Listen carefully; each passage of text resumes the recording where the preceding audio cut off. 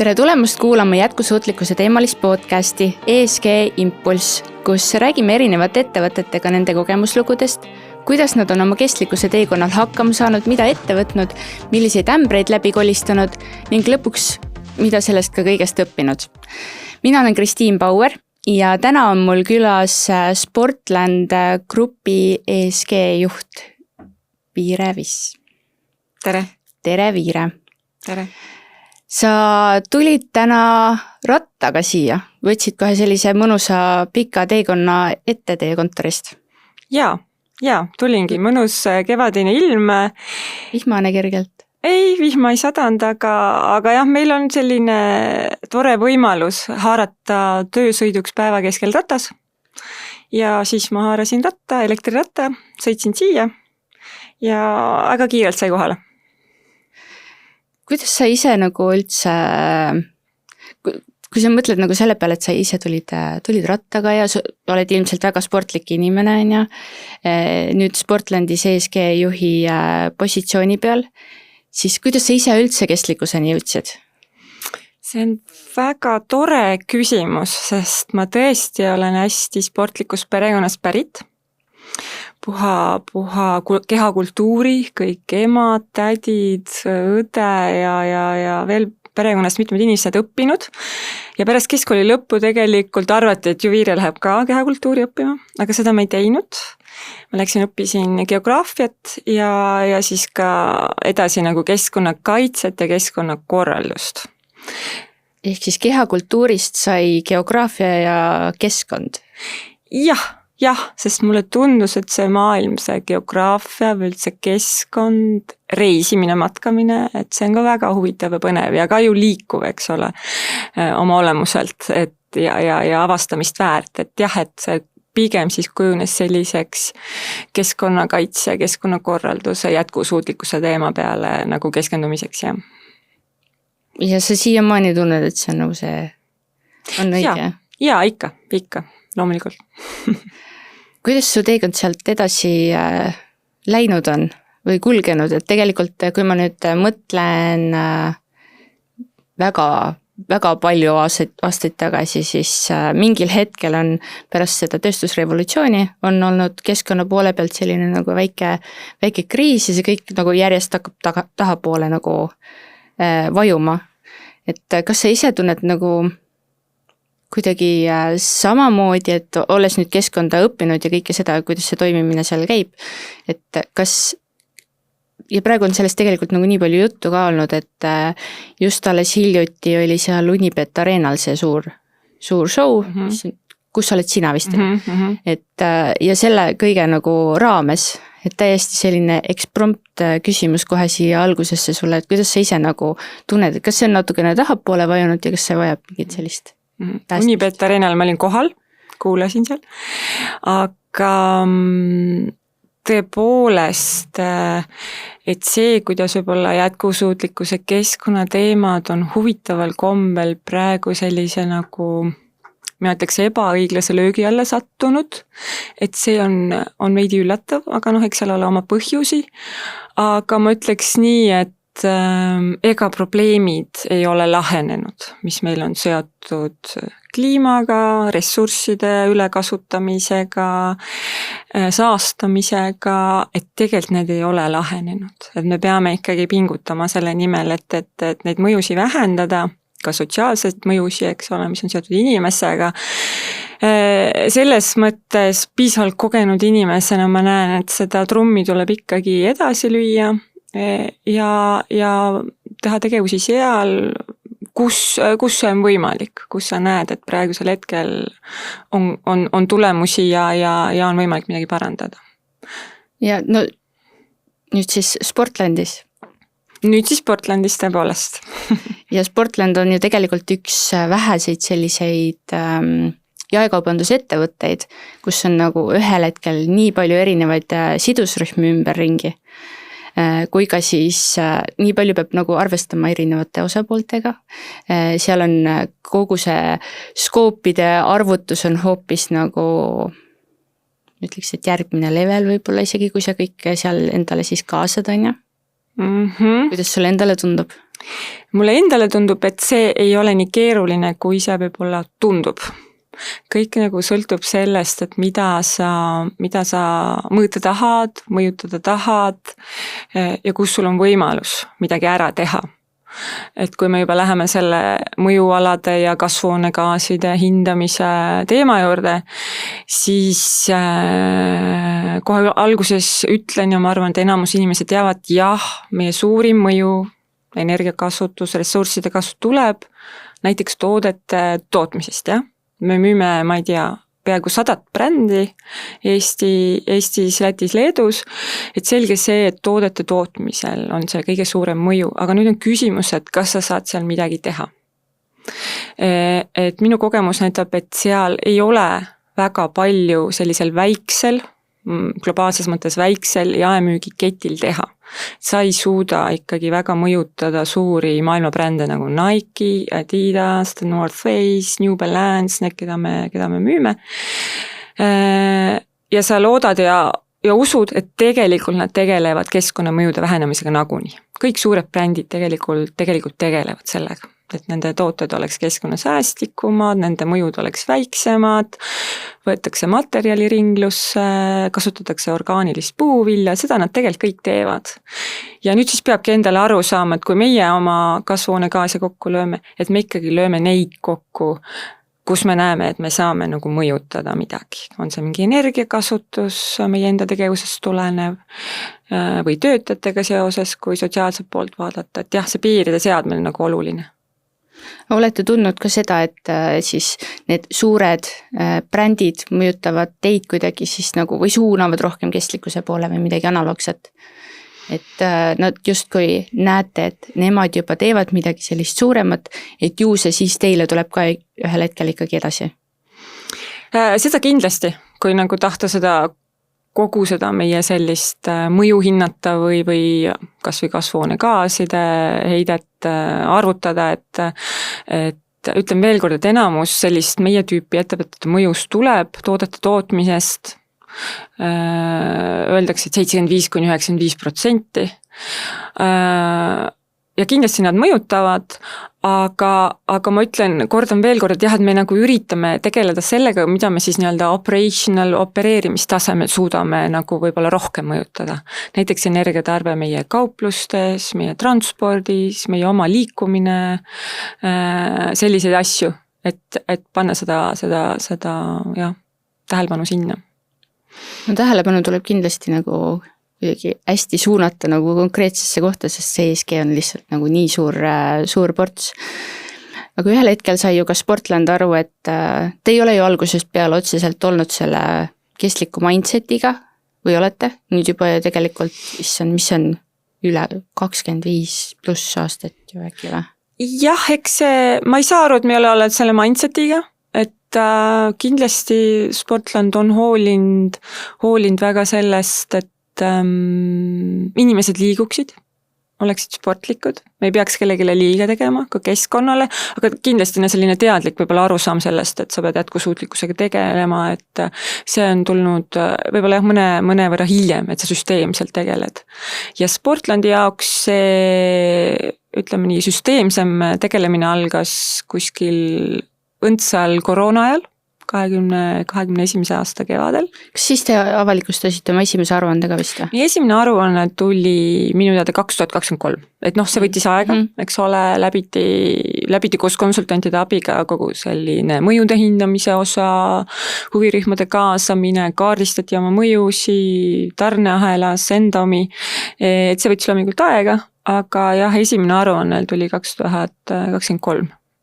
Seda mõjude hindamist sa juba nagu natukene nimetasid, aga mis teil, see on siis see kahese olulisuse hindamise poole peale, ehk siis kõik need mõjud, riskid, võimalused kokku, on ju.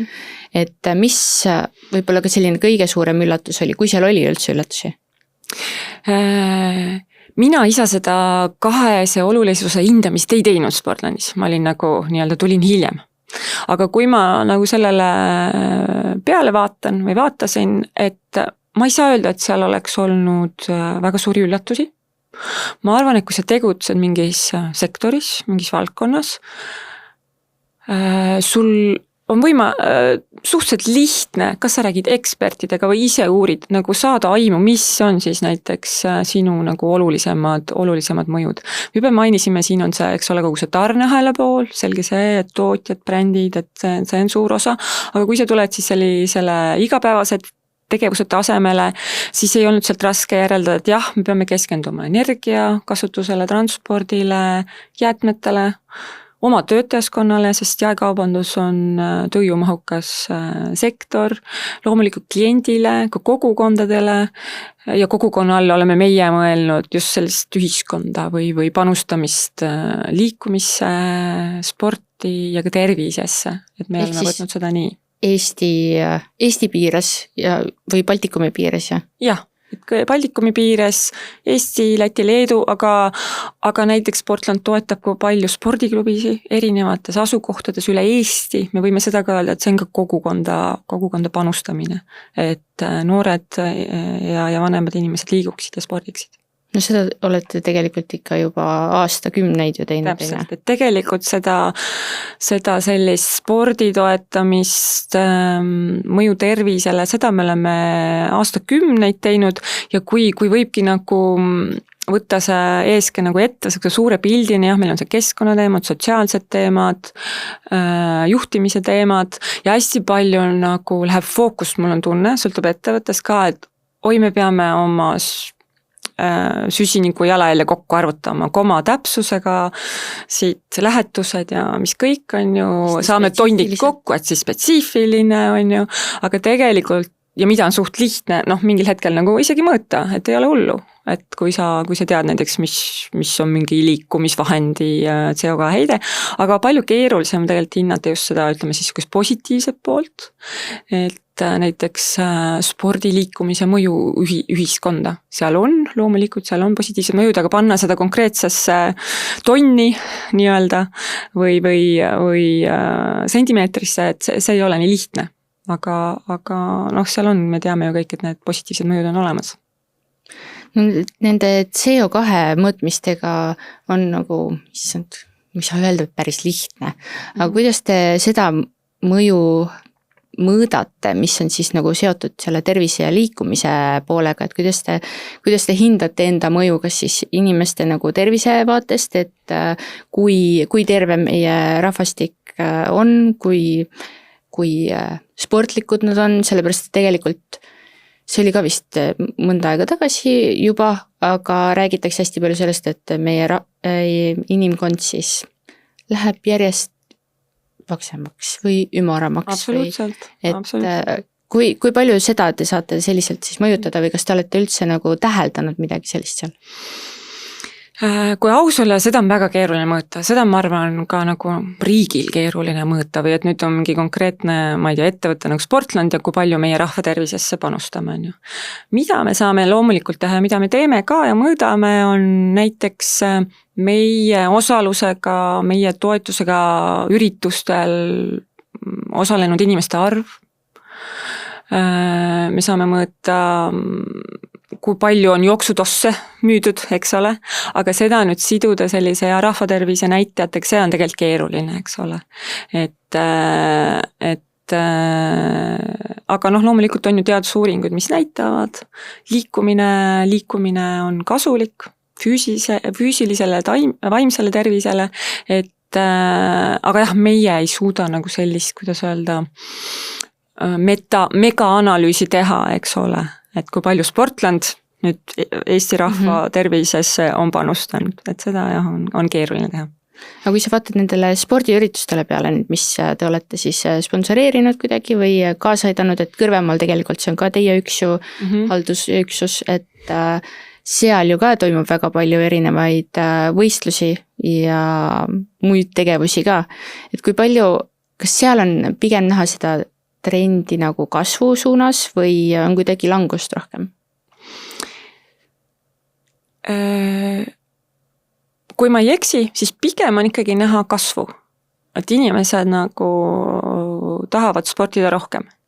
et on olnud mingeid mõõnaaegu, võib-olla see sõltub ka Eestis tihtipeale sellistest majanduslikust olukorrast võib-olla, kas inimesed saavad endale lubada mingeid osalusi või kas nad saavad endale soetada mingeid varustust, võib-olla mõnikord sõltub ilmast et kas meil on hea talv ei ole, see aasta Kõrvemaal väga palju suusatati, seal olid suurepärased suusarajad, et pigem on nagu näha, et inimesed mõtlevad oma tervisele peale ja tahavad liikuda.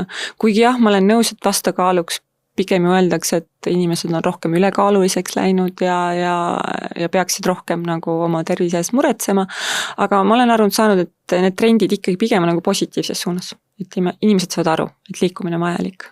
Ma küsin sult korra nagu siis laste poole pealt ka, et kas te seda poolt ka kuidagi mõjutate, on teil nagu sinnapoole ka mingeid selliseid konkreetseid suuniseid, et võib-olla räägitaksegi just nagu sellest rasvumise protsendist seal kooliealiste noorte puhul, et kes siis istuvad rohkem kuskil ekraanide taga ja eriti väljas käia ei viitsi, et enam ei ole ju seda kuskil maja taga väga suuresti mängimist, nagu siis kunagi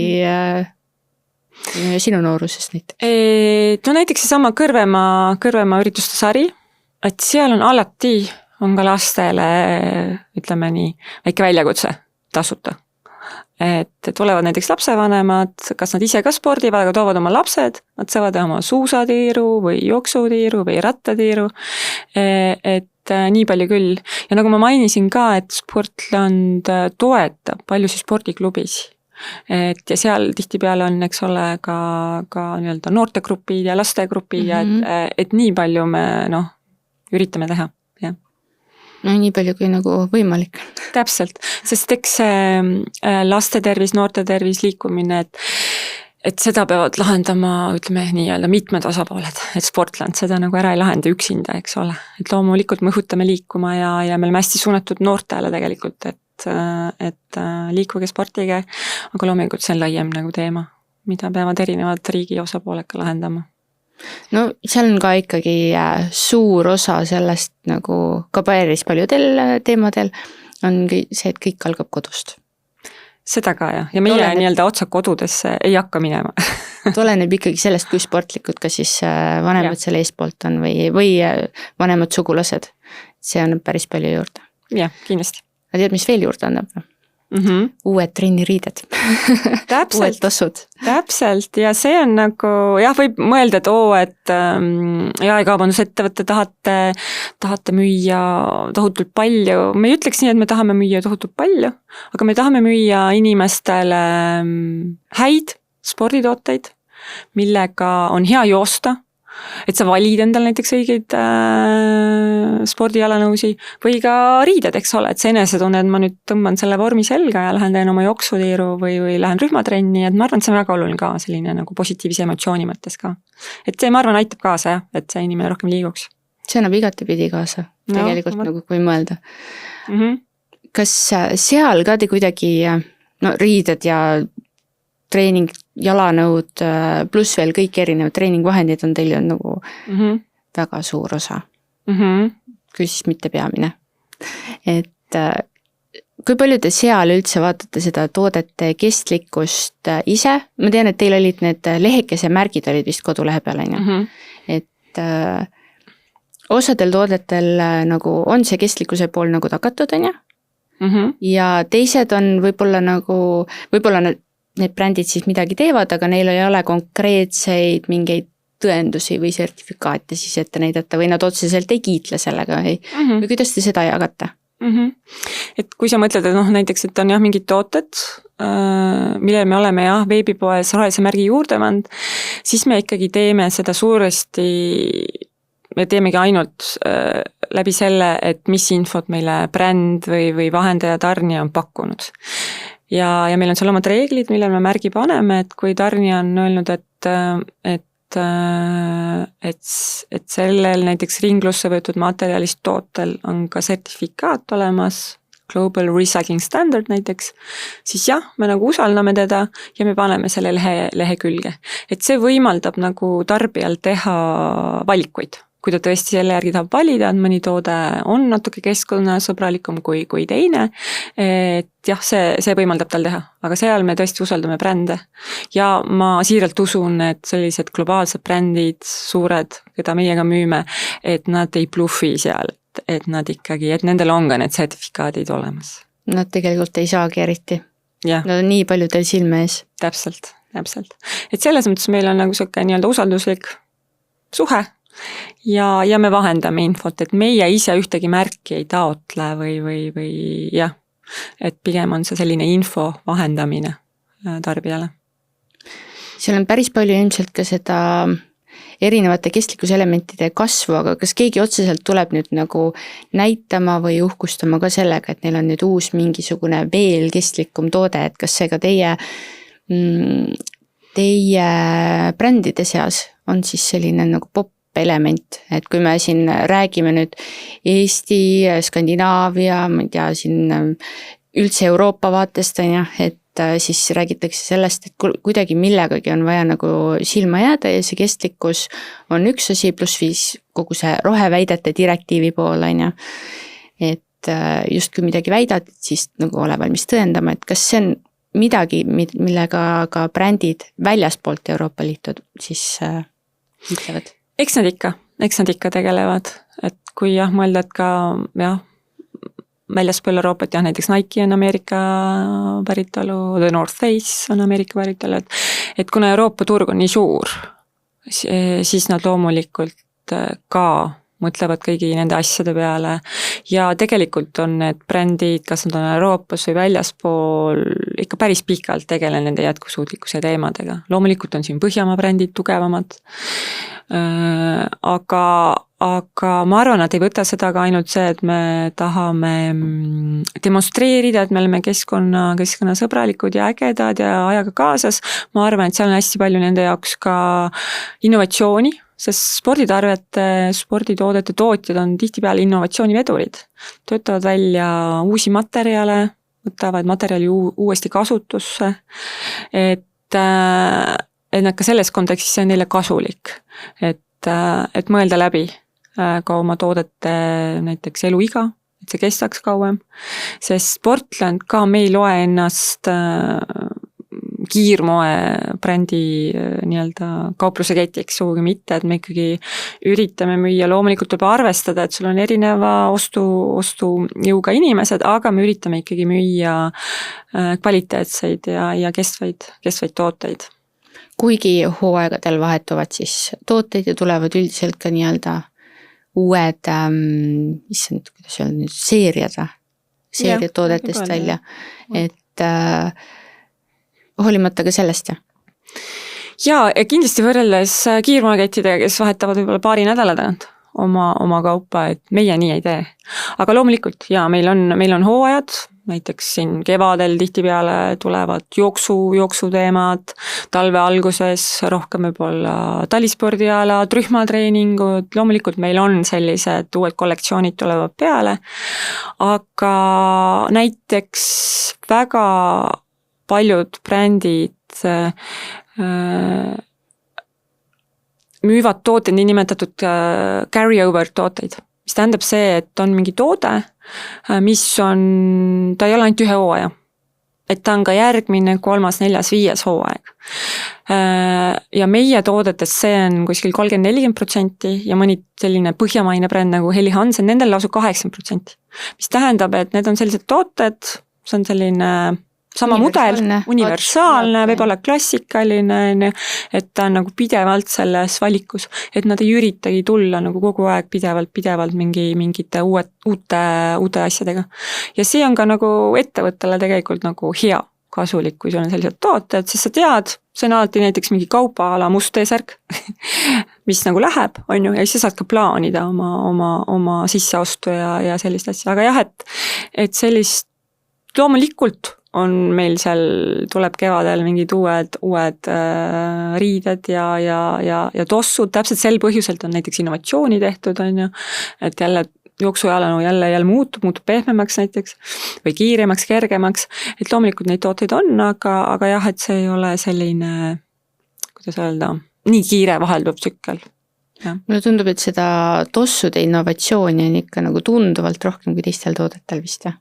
Jah, ja minu arust ka, olles ise ka jooksja või jooksmisega tegelenud, et just mingi, ma ütleks, jah, viimase, ma ei tea, 15-20 aasta jooksul see tossude innovatsioon on tõesti nagu väga kiirelt nagu arenenud ja seal on tõenäoliselt väga suur konkurents erinevatel brändidel.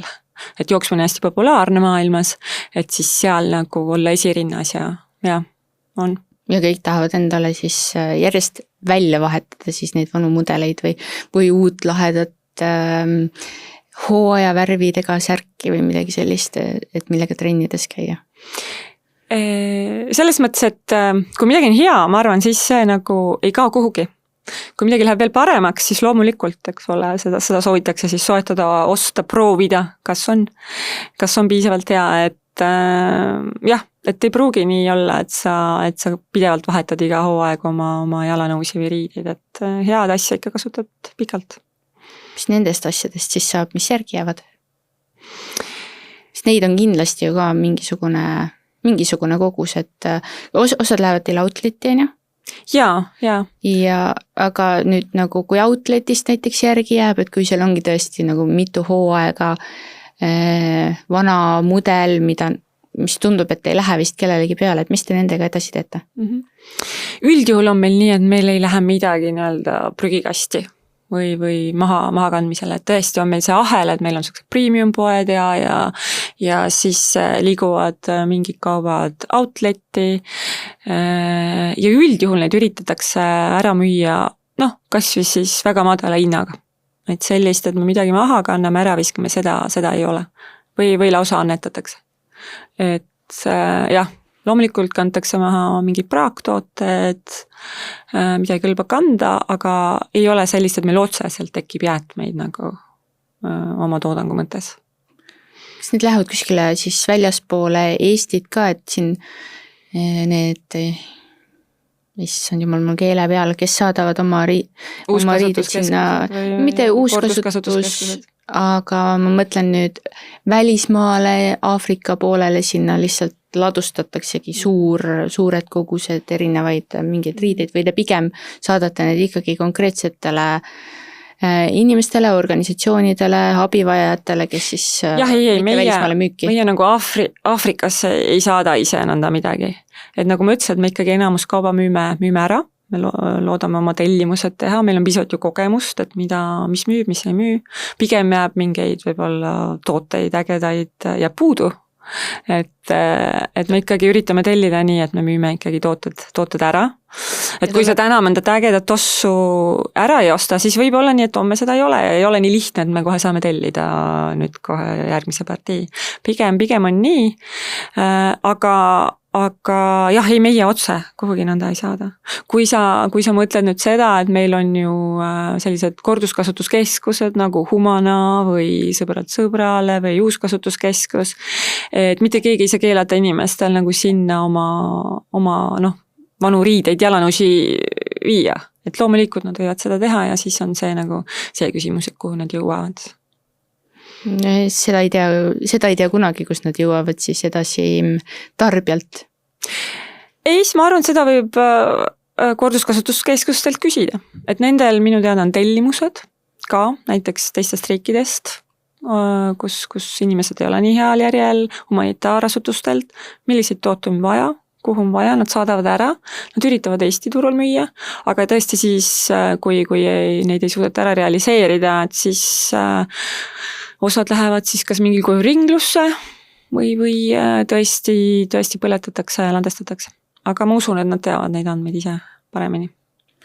Kui palju te oma tooteid nii-öelda tagasi võtate, mingid vanu tosse või siis mingid vanu treeningriideid, et loodetakse, et äkki Sportland suunab ka kuidagi ringlusesse nüüd? Ei, seda me ei tee.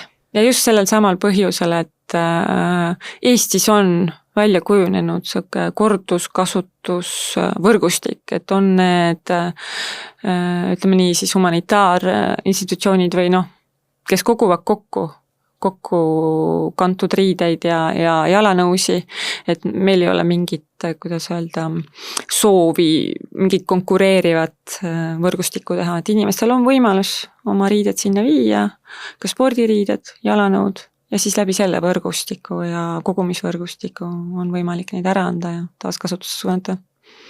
Ja ise te ju tooteid ei remondi ka, eks? Ei suuna nii-öelda, tossu ninad on katki. Tahaks nagu parandada, korrigeerida, siis ta ise ju ei tee. Kui toode läheb garantii alla, siis loomulikult ju meie poolega pöördutakse, et mingi asi ei pidanud vastu või nii, ja siis me tegeleme ja sellega nagu eraldi, vaatame, mis need põhjused on ja siis suuname nii-öelda partnerite juurde, kes on võimelised parandama mingeid tooteid. Et kas siis klient, tarbija teeb seda või ei tee, et see on nagu tema enda otsustada ka.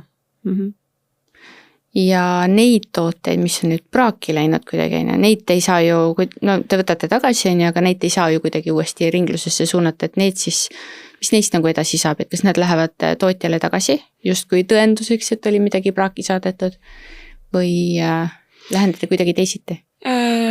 Pigem on nii, et me koguneme kokku. Jah, mõnikord on näiteks mõnes kingakarbis kaks vasaku jala tossu sees, eks ole, et aga suurtel brändidel on tihtipeale see ka, et et kindlasti me ei lase seda uuesti kuhugi müüki, et pigem siis see toode nagu hävitada, ja siis üle anda jäätmekäitlejale mingil kujul, või jäätmekäitleja hävitab, jah, aga need kogused nüüd ülearu suured ei ole. Et ei tule hakata kuskilt mingeid kolmandaid võimalusi leidma teile, et põletada ju ei tohi me ise neid tekstiilijäätmeid ja jõusaamist. Tohib ikka, praegu ju suunatakse enamus tekstiilijäätmeid Eestis ikkagi põletus. Ühel hetkel see vist läheb keelamisse, on mul õigesti meeles ju? Kuhu ta läheb, vabandust? Et keelatakse ära Euroopas siis ei, nii see ei ole, jah, tõepoolest see on ka üks teema, mis Portlandi puudutab, tekstiilijäätmete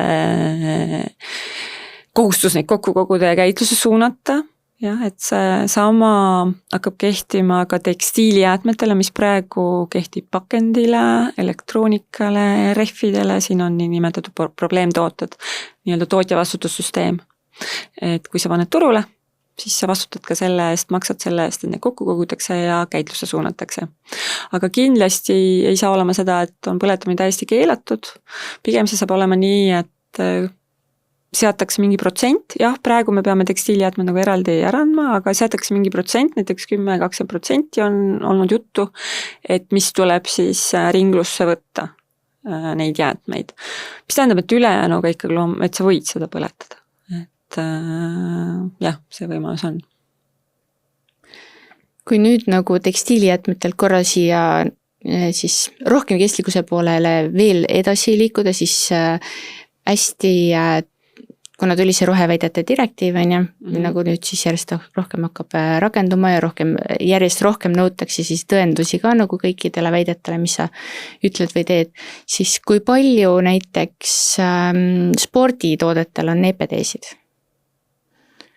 Ma arvan, et sporditoodetel, kui sa mõtled tõstesse tootedeklaratsiooni, et võimalik, et on, neid ei pruugi nii palju olla, aga pigem on sellistel spordiriietel mingeid ökomärgiseid. Levinumad on kindlasti sellised nagu organic cotton märgised, siis mis on jah, ringlussevõtumärgised, on selline märgis nagu KOTS, kõik paljud teevad Ökoteksi, Saksa päritolu, ka on Euroopa Liidu lillekest, Põhjamaade luike tekstiilil, et sellised märgid on pigem nagu levinud sellised tekstiilitoodetel ja ka mingitel, mõnedel jalanõudel või ka vahenditel. Ja neid ei küsite ka siis ju eraldi oma tarnijatelt, nagu sellest vaatest, et neil on need märgised olemas, et nad saadaksid need sertifikaadid, te panete need endale ilmselt toodete juurde ka? siis ma ei tea, kas kodulehel või poes või? Ei, me ei pane sellisel kujul, nagu ma ka mainisin, et me usaldame, mis brändid meile räägivad, et viitame, et sellised märgised on olemas, aga meie ekstra selliseid, kuidas öelda, sertifikaate neilt praegu küsima ei lähe.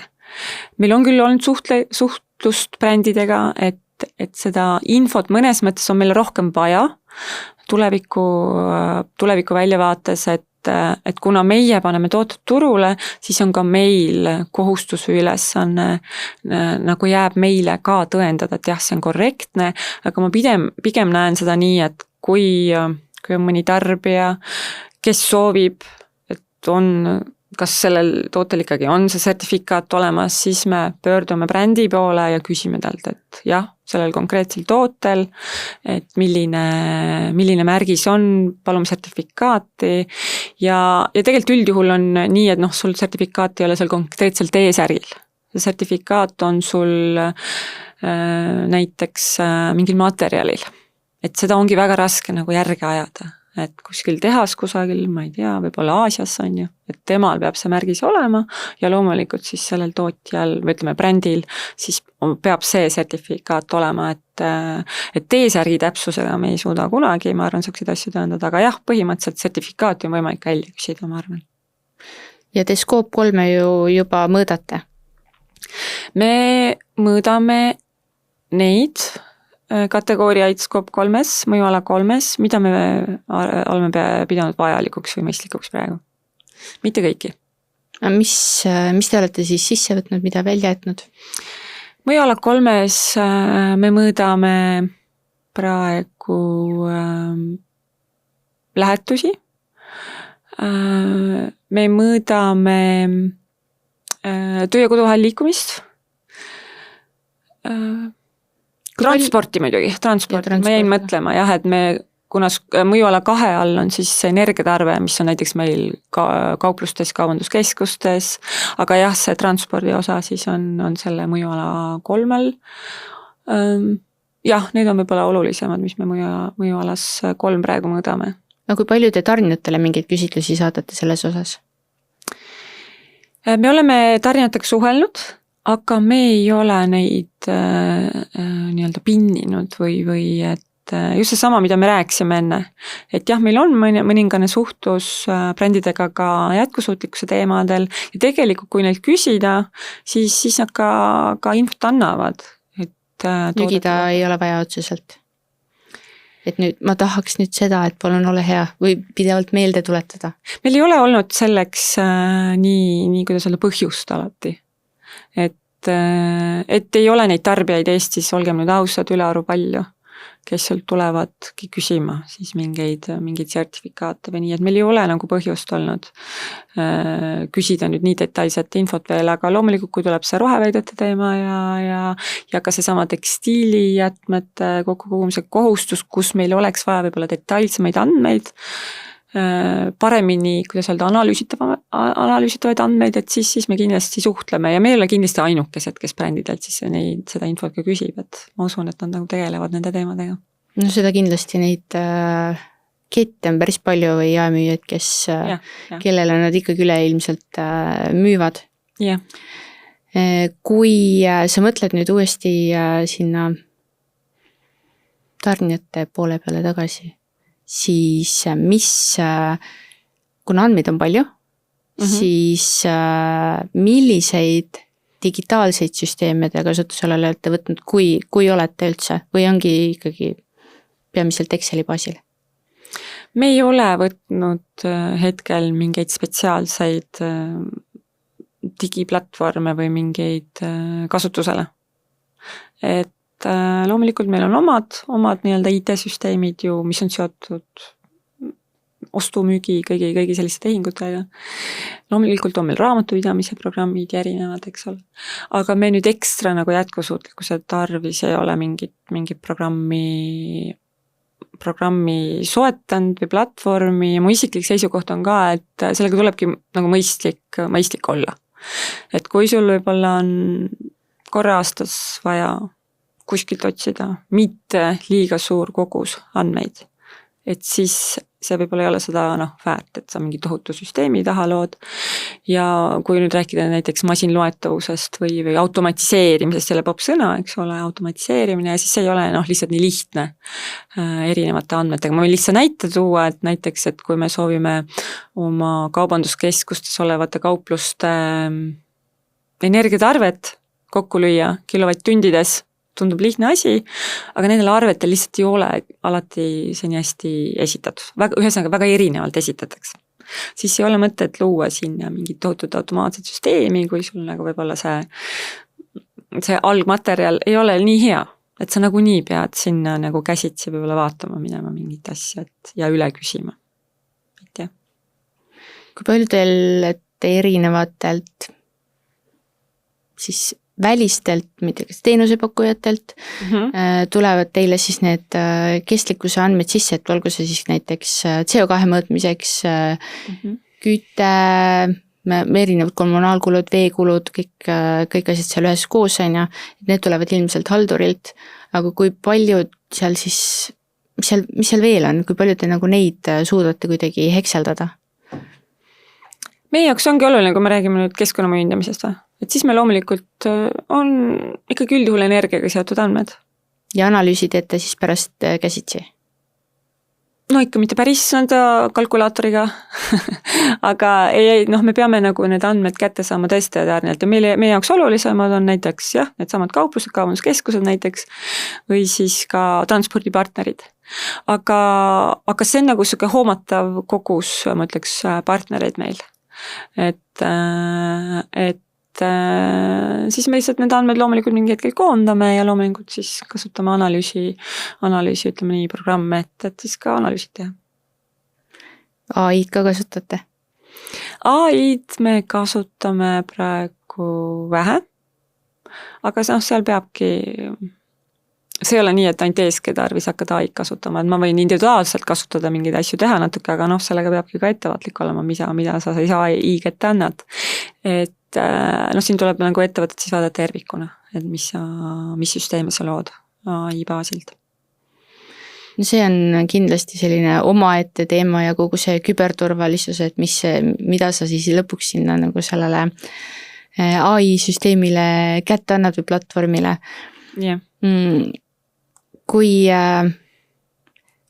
Kui rääkida nüüd kogu sellest andmete käsitlusest ja kogu sellest poolest, siis mis see järgmine etapp nagu seal võiks olla, et kui sa nüüd vaatad, et meil küll, ma lähen korraks aruandluse juurde, et Omnibus natukene nagu tulinägija võttis, aga samas meil aruandlust on ju natukene ikkagi alles jätkuvalt. Et mis sa ise näed, et mis siit edasi tuleb? Et kuhu see aruandluse teema jõuab? Jah, kuhu see üleüldse nagu liigub ja jõuab? Välja näeb. Jah, see kogu see protsess selle kohustusliku jätkusuutlikkuse aruande ümber on ikkagi olnud väga, kuidas öelda, segadust tekitav. Või et paar aastat tagasi, eks ole, nagu öeldi, et väga paljud ettevõtted peavad seda tegema, ka Sportlandil see kohustus nagu oli eelmiste kriteeriumide alusel, aga nüüd enam ei ole. Et mulle meeldib see, kuidas üks omanik meil ütles, kui me ka nagu arutasime seda teemat, et meil nüüd enam seda kohustust ei ole, et mis me siis nüüd teeme, et kas paneme poe kinni selle teemaks seoses, siis üks omanik ütles, kuna me olime ka enne juba alustanud see jätkusuutlikkuse teemaga, et meie ei rähkle, et me teeme ikkagi seda, mis meie jaoks nagu tundub normaalne, me hoiame seda head baastaset, me teeme seda aruannet, praegu ka Sportlandi aruanne on näiteks tehtud väike ja keskmisega suurusega ettevõtetele mõeldud standardi järgi, see on vabatahtlik standard. Ja selle comprehensive mudeli? Jah, võtsime selle comprehensive, muidu ta oleks olnud liiga lihtne. Võib-olla ta on ikkagi veel natuke liiga lihtne, aga me hoiame seda baastaset, mis tähendab, et me esitame seal seda infot, mis see standard nagu ütleb, et võiks olla, neid mõõdikuid näitame. Ja siin on alati võimalus ju liha juurde kasvatada kontidele, et kui me tahame mõnda asja natuke rohkem välja tuua. Et hoiame sellist head baastaset, sa iial või teada, millised nõuded sul võib-olla ongi 4-5 aasta pärast jälle. Et me ei saa nagu ära kaotada seda tööd, mis me siiamaani oleme teinud ja loomulikult lõpeks see, et sellest kindlasti on ka kasu. Et kas me nüüd suudame seda numbritesse panna, aga meie partnerid näevad, et me tegeleme selle teemaga, meie kliendid näevad, et me tegeleme selle teemaga, et ma usun, et see on nagu positiivne igal juhul. On võimalusi seal nagu siis silma paista? Ma arvan ka, et see nagu kahju kindlasti ei tee. Kahju ta kindlasti ei tee, kui nii mõelda.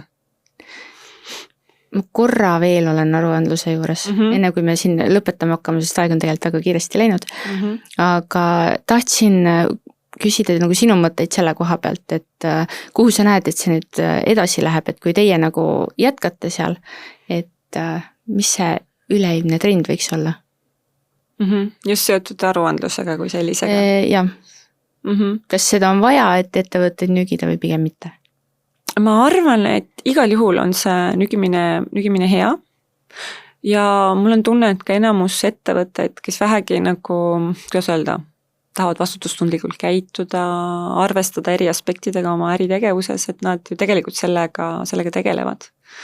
Ma usun, tõepoolest me siin ka rääkisime AI-st ja andmete analüüsis, et ma usun, et see aruandlus võib mingil hetkel liikuda sellesse, et on hästi lihtne kokku panna. Võrdluses nagu raamatupidamise majandusaasta aruande, eks ole, et okei, tegelikult inimesed näevad palju vaeva, et see kokku panna, aga ikkagi põhimõtteliselt, et ta samamoodi, et sul on vaja natuke vaeva näha, aga et sa saad ta nagu kokku ja see saab selliseks normaalsuseks. Et sa ei näita näiteks majandusaasta aruande osana ainult rahanumbreid, on ju, aga näitad ka nii-öelda füüsilistes ühikutes, palju energiat on tarbitud ja nii edasi ja nii edasi. Ja loomulikult, mis on ju point ka, et kui sa seda teed nõnda järjepidevalt, et siis sa näed, mis on need suundumused, trendid, kas sa saad veel midagi parandada või ei saa. Et ma arvan, et see on väga oluline. Ja mis ma nagu meie enda puhul ma ka tõesti loodan, me rääksime nendest positiivsetest mõjudest, et äkki me suudame kuidagi selle poole pealt nagu, et ma ütlen, et jälle lihtne nagu neid negatiivseid, eks ole, CO2 kokku lüüa ja et oi, halb, on ju, aga jah, kuidagi seda tasakaalustamiseks, ma ei arva, et nüüd neid saavad üksteist nagu tasandavad, aga et nagu, kas me suudame paremini seda positiivset mõju välja tuua, et võib-olla seda üritaks nagu enda ettevõtte puhul teha. Ehk siis just seda käejälge nii öelda hinnata. Jah, täpselt seda käejälge. Kuidas saaks paremaks. Ja nüüd ma küsiks sult kõige viimasena küsimusena selle, et kus siis Sportland üldse tahaks olla 5-10 aastat, 5 aastat on võib-olla vähe, võtame 10-15 aastat. Et kus Sportland olla tahaks, et selleks hetkeks siis nii kestlikkuse vaates kui ka kogu selle liikumise, tervise ja üleüldise heaolu vaates. No siin peab ettevõtte omanikelt ja juhtidelt loomulikult küsima, et kus me tahame olla, aga loomulikult me tahame olla ikka endiselt, ma usun, meie piirkonna Baltikumi selline esistspordikaupade müüja, mida ma arvan praegu ka oleme.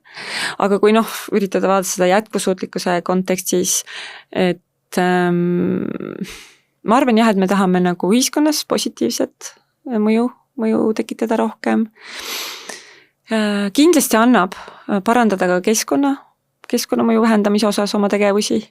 Ja üks oluline teema kindlasti, millest me täna vähem rääksime, on ka oma töötajaskond. Nagu ma ütlesin, me oleme tööjõumahukas nagu sektor. Et ka oma töötajatele rohkem tähelepanu pöörata, et on tore keskkond töötamiseks, motiveeriv, huvitav. Sportlandil loomulikult on niigi hea maine, et meil noored inimesed tahavad meile tööle tulla, aga ma usun, et seal saab ka paremini asju teha. Ja noored tunnevad ennast hoituna teie juures? Ma siiralt loodan. Okei, aga väga super. Nii et suured tänud sulle, Vire, et sa said mulle külla tulla siia. Aitäh sulle! Ja aitäh ka kõigile kuulajatele ja vaatajatele. Vajuta siia osale kindlasti like ning subscribe ka meie erinevatel platvormidel ehk siis YouTube'is, Spotify's kui ka Apple Podcastis ning siis oled ka kursis järgmiste episoodidega, mis kõike välja tulevad. Aitäh ja näeme, tšau!